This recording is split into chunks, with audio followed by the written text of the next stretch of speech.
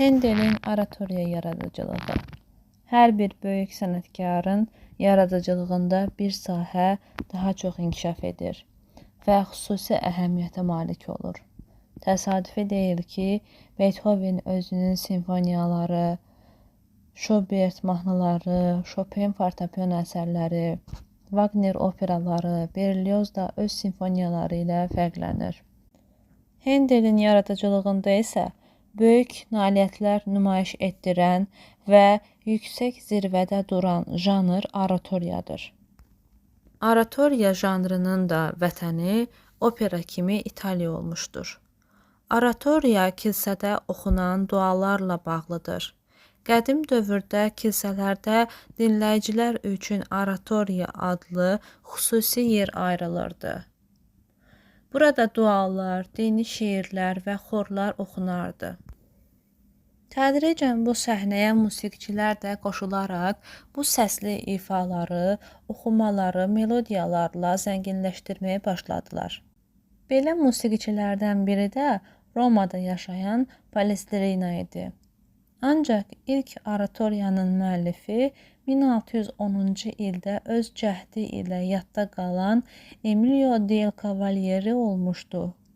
Bu janr getdikcə daha çox inkişaf etməyə, küxtələşməyə başlayır. Bu inkişafın nəticəsində adı gedən oratoriya janrı Almaniya və İngiltərədə, daha sonra isə bütün Avropada geniş yayılır.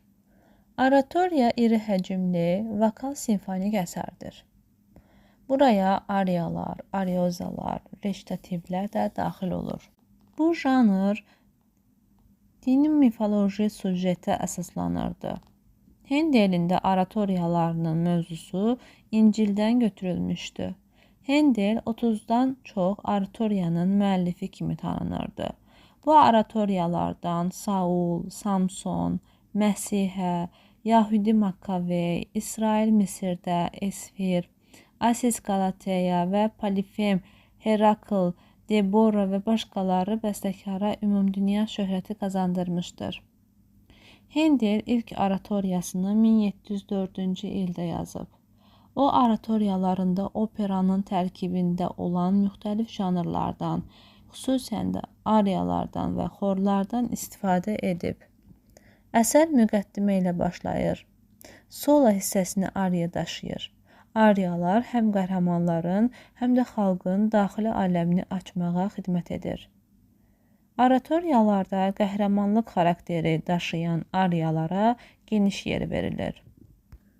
Hətta duetlər belə iki ifaçının ariyası kimi səslənir.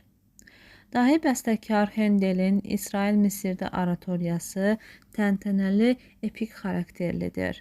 Əsərdə əsas qəhrəman xalq özüdür və oratoriyanın mərkəzində durur. Mövzusu İncildən götürülmüş bu oratoriyada İsrail xalqının Yahudilərin Misir əsirliyindən azad olunması hadisələri təsvir olunur. Oratoriyada xor əsas yer tutur. 30 nömrədən ibarət olan əsərin 19 nömrəsi xor, 4-ünü ariya, 3-ünü duet, 4-ünü kiçik reçitativ, bir neçəsini ansambl təşkil edir. Bütün bu nömrələrdə xalqın çəkdiyi əzab, yaşantı, hisslər əks olunur. Oratoriya 2 hissədən ibarətdir. Bütün inkişaf birinci hissədə gedir. Birinci hissədə 2 reçitativ var və oratoriyaya giriş kimi verilir. İkinci hissədə xalq Allaha yalvarır və şənlik edir. İkinci hissə reçitativlə başlayır. Bu böyük bölmənin musiqisi çox maraqlıdır. Orkestr partiyası diqqətə layiqdir. 11-ci xor əsərinin kulminasiya nöqtəsidir. 3 hissədən ibarətdir. Birinci bölmə sadədir. İkinci bölmə isə mürəkkəb, fuqa formasında yazılmışdır. İsrail Misirdə oratoriyası öz monumentallığı, dərin fəlsəfi fikri ilə fərqlənən bir əsərdir.